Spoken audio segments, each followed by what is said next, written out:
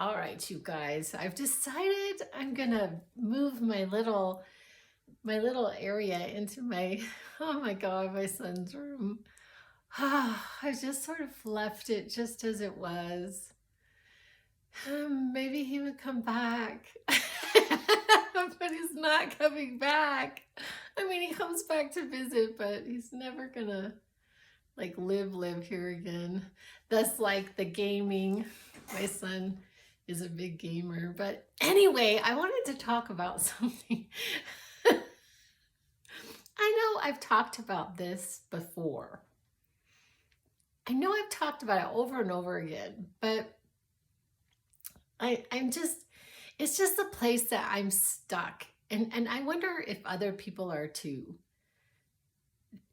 Okay, so in this process of creating what it is that I desire to experience, I find that in some things I get in a holding pattern.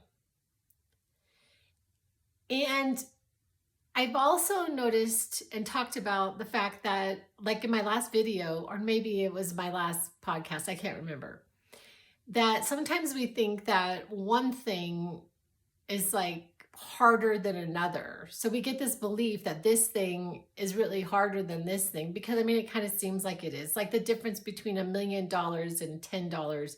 It seems like it would be harder to get $1 million, but really when you're talking about the power that created everything, there's no difference. And I started to think this morning about, like, my son was teaching about, and I could be saying this all wrong. I'm speaking out of ignorance, honestly, but I just comparing it to this, like the law of inertia, and I'm not even sure if that's such a thing, but and if you drop two things, they'll land at the same time, even though one is a feather and one is a rock, one appears to be heavier than the other, but they both land at the same time. So the theorists say that the thing that we are waiting on is for ourselves to be in a state of allowing, in a state of gratitude, in a state of appreciation, in a state of allowing, in a state of knowingness that this thing is coming. Okay, so what if you're, and I'm just like hypothetically, what if you're in this state for years? For years. Like I was thinking about, is it Demi Lovato? I had seen this quote, and I don't know if any of them are true anymore. Like they put out all this stuff and put a name to it, but I don't know if it's true. But anyway, supposedly 7 years before, Demi Lovato said that she was going to sing at the Super Bowl one day, and then 7 years later, she did indeed. So sometimes some things take longer. And it's all a journey, right? It's like we're on a journey. And wanting it to be a spectacular, wonderful journey, and wanting to enjoy the process and the getting there and the practice and all of that. And I'm not saying that I haven't, but and we can be, do, or have, like theorists say, you can be, do, or have whatever it is that you desire. And I just wonder about that. I just wonder sometimes, like in my waiting, in my holding pattern, and I feel like a lot of times I'm very patient. Not always, like sometimes I'm not, but what if it's not meant for us? How do we know? And I would actually say, we know.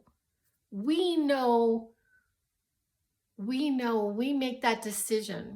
My daughter had talked to me about this. She'd applied for these programs in the medical fields, and she had applied for medical school, and she had studied, and she had done the MChat, and then she was applying for PA school, and she would come to me and she would say, "Mom, how do I know maybe this is not meant for me?" And I would tell her, I would say, you make that decision, because I think that that is the deciding point. The deciding point is the person that just doesn't give up. That doesn't give up. And she didn't, and she's in PA school now. It's very exciting. My children are just quite delightful. But anyway, and so I guess I'm sort of in some ways answering my own question in the sense that I make the decision. I make that decision. But sometimes I just, in this process, I just get tired, and I just think, do I want to spend the rest of my life with my life just as it is? And theorists, and when I talk about theorists, a lot of times I'm talking about Abraham Hicks, because they've had a huge impact on my life. But I feel like Abraham Hicks would say that you don't settle for what is.